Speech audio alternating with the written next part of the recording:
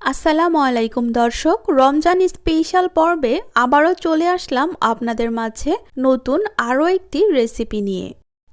আজ আমি কোনো প্রকার বেকিং সোডা, বেকিং পাউডার ছাড়া অল্প কিছু উপকরণ দিয়ে স্বাস্থ্যসম্মত পারফেক্ট মুচমুচে বেগুনি রেসিপি শেয়ার করব।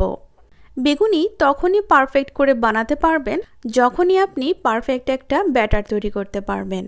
আজকে এমনই কিছু সিক্রেট টিপস আপনাদের সাথে শেয়ার করব যেগুলো বাসায় ফলো করলে প্রতিবার আপনি বাসায় বেগুনি বানালে 100% আপনি সাকসেস হবেন। আর 2-3 ঘন্টা এই বেগুনিগুলো থাকবে একেবারে ক্রিস্পি। আশা করছি আপনাদের কাছে ভিডিওটি ভালো লাগবে। তো দর্শক, আপনাদের কাছে আমার রিকোয়েস্ট থাকবে, যারা আমার ভিডিওগুলো দেখেন কিন্তু এখনও আমার চ্যানেলটি সাবস্ক্রাইব করেননি তাদেরকে আমি বলবো আর অল্প কিছু সাবস্ক্রাইব লাগবে আমার সাবস্ক্রাইবারের টার্গেট ফিল আপ করতে। তো প্লিজ সবাই চ্যানেলটি সাবস্ক্রাইব করে আমাকে সাপোর্ট করবেন। তো চলুন রেসিপিটি দেখে আসি। আমি প্রথমেই একটি বোলে পানি নিয়ে নিচ্ছি পরিমাপ মতো, আর এর মধ্যে দিয়ে দিচ্ছি লবণ 1 চামচ। লবণ আমি পানির সাথে খুব ভালোভাবে মিশিয়ে নেব। আর এই পানিটা কিন্তু রুম টেম্পারেচারে থাকা নর্মাল পানি। আর এখানে আমি বেগুন নিয়েছি। আমি বেগুনগুলোকে পাতলা করে স্লাইস করে কেটে নিয়েছি। আমি রাউন্ড শেপ দিয়ে কেটে নিয়েছি, আপনারা লম্বা শেপ দিয়েও কেটে নিতে পারেন। আর বেগুনগুলো আমি এই লবণ পানিতে ভিজিয়ে রাখবো 5 মিনিট।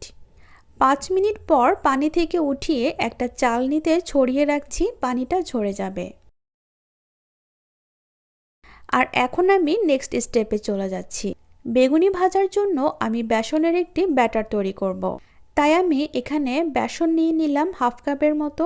আমি চামচ দিয়ে নিচ্ছি আর তার সাথে দিয়ে দিচ্ছি ময়দা 1 চামচ। সেই সাথে দিয়ে দিলাম চালের গুঁড়ো। এই শুকনো উপকরণগুলো একটু চেলে নেওয়ার চেষ্টা করবেন, এতে করে ব্যাটারটা খুব স্মুথ হবে। এবার কিছু মশলা অ্যাড করব। তাই 1/2 চামচ হলুদের গুঁড়ো দিয়ে দিলাম, 1/2 চামচ মরিচের গুঁড়ো, আর ধনিয়ার গুঁড়ো দিয়ে দিলাম 1/2 চামচ। আদা রসুনের পেস্ট দিয়ে দিচ্ছি 1/2 চামচের থেকেও একটু কম। স্বাদ অনুযায়ী লবণ দিয়ে দিলাম। এবার আমি সবগুলো একসাথে ভালো করে মিশিয়ে নিচ্ছি। এরপর নর্মাল তাপমাত্রার পানি দিয়ে একটা ব্যাটার তৈরি করে নেব। যদি কেউ কালো জিরা খেতে পছন্দ করেন তাহলে এখানে অ্যাড করতে পারেন, তবে আমি আজকে এটা স্কিপ করছি। বেশি মশলা অ্যাড করলে বেগুনির স্বাদ নষ্ট হয়ে যায়। এবার একটা বেগুনের স্লাইস নিয়ে এভাবে বেসনে গড়িয়ে নিয়ে এক্সট্রা বেসনটা ছড়িয়ে তেলের মধ্যে দিয়ে দিচ্ছি। বেগুনি ভাজার আগে তেলটা কিন্তু ভালো করে গরম করে নিতে হবে, না হলে বেগুনগুলো ফুলবে না। আমি চুলায় আগেই তেল গরম করে নিয়েছি। এক পাশ ভাজা হলে উল্টে দিয়ে অপর পাশ ভেজে নিচ্ছি। দেখুন আমার বেগুনিগুলো কি সুন্দর ফুলতে শুরু করেছে।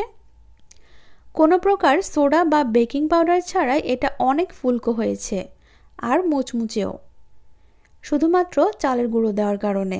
চেষ্টা করবেন বাসায় এভাবে ট্রাই করার জন্য। তেল ছড়িয়ে উঠিয়ে নিচ্ছি। এবার পরের ব্যাচও সেমভাবেই ভেজে নেব। এক পাশ ভাজা হলে আরেক পাশ উল্টে দিচ্ছি। এরপর তেল ছড়িয়ে উঠিয়ে নিচ্ছি। তো দর্শক, তৈরি হয়ে গেল মুচমুচে মজাদার বেগুনির রেসিপি। আসছে রমজানে এই রেসিপিটি ফলো করে বাসায় ইফতারে এভাবে বেগুনি তৈরি করতে পারেন। আমি দেখাচ্ছি এটা কতটা মুচমুচে হয়েছে, আর এর ভেতরটা আমি ছিঁড়ে দেখাচ্ছি কীরকম হয়েছে। এই বেগুনি বানানোর পর 2-3 ঘন্টা পরেও মুচমুচে থাকবে যদি আপনি এভাবে বাসায় এটা তৈরি করে থাকেন। তো ভিডিও ভালো লাগলে অবশ্যই একটি লাইক দিবেন এবং চ্যানেলটি সাবস্ক্রাইব করে আমার সাথেই থাকবেন।